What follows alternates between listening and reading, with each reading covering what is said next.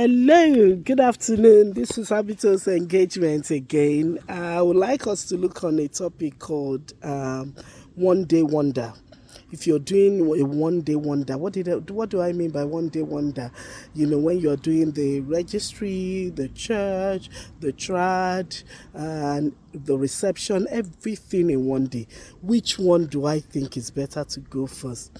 If you want me to be honest, I think it's the traditional wedding first.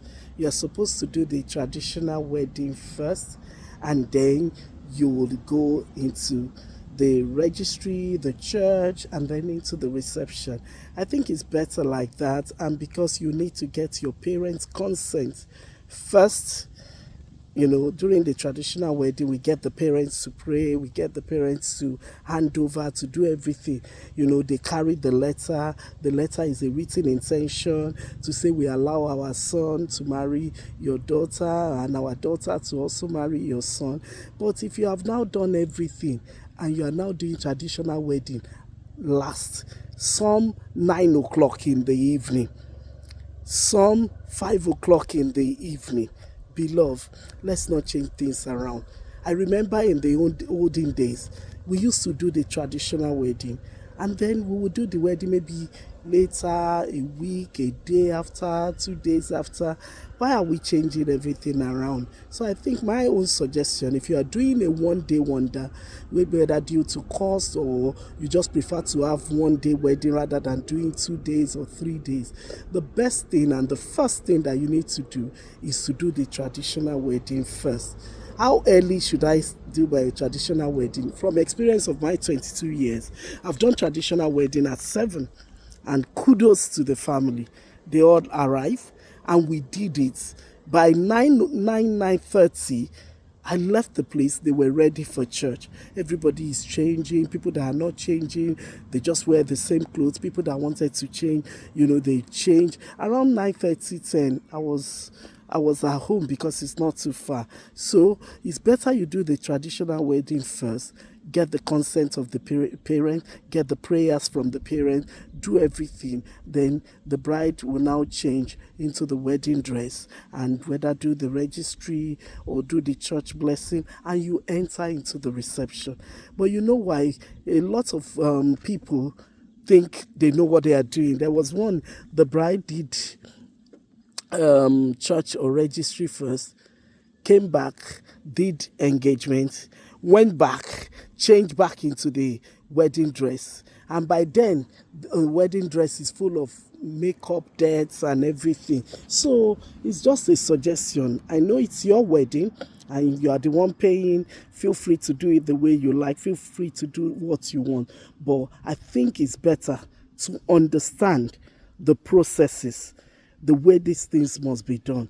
So, let's understand child first, or traditional wedding first, then registry, or church, then reception. Because a lot of these young people, you want to use all your energy for what you like. You want to use your energy for the wedding, reception, and everything. The one that started at 9, I won't lie to you, I was very, very upset because it was my birthday. And I told all my guests, and they told me the trad is going to start at 5. And I told them before 8 or 9, I should be back. And we started after 9 o'clock in the evening. By that time, most people were gone. A lot of people had left. Nobody will wait till 11 because of what? And the mother, all our friends were gone. So let's do the trad first, get it out of the way, because I know the young people, you want to enjoy your reception, which is normal. So do the trad first, maybe 9 o'clock, 10 o'clock, 11 o'clock mark, then finish in 2 hours, get that out of the way, then go into the church, do the church. You will still have your wedding dress, do the reception and the after party. So there are some things, let everything be done decently and in order. I'm sorry if you upset anyone, but we need to talk about this. Doing traditional wedding after you have been joined together in church, no. Even the elders in faith, they said, do the traditional first, then get the parents' blessing, then go to church, get God's blessing, then do your reception, and people can go anytime. Not that the older people, you want them to stay till 11 o'clock for engagement, 12 midnight for engagement, So honestly, or if you don't want to do the traditional wedding, don't bother to do it rather than doing it later. And people will say 4 o'clock, 5 o'clock, and 8 o'clock, 7 o'clock. We have not started. You need to consider us as well. And I know the moment any one of us leave without them starting, what you will see on the Instagram or on social media will not be exact thing that happens. Several things you wait, and nothing is happening. And if you want to do it after, it's your choice, but please give us the exact time and start on time. And can I also say that people that are not timely, you are not normally timely. You go to other people's event late. Let me assure you, people will come late. People will come late. I know most of our own events because people know me with time. They always come early. The Emmanuels, they're always on time. People will come on time. So if you know you are a late comer, you can't do one day wonder.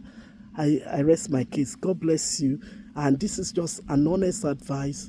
Think about it before you plan it. The traditional wedding is for the parent.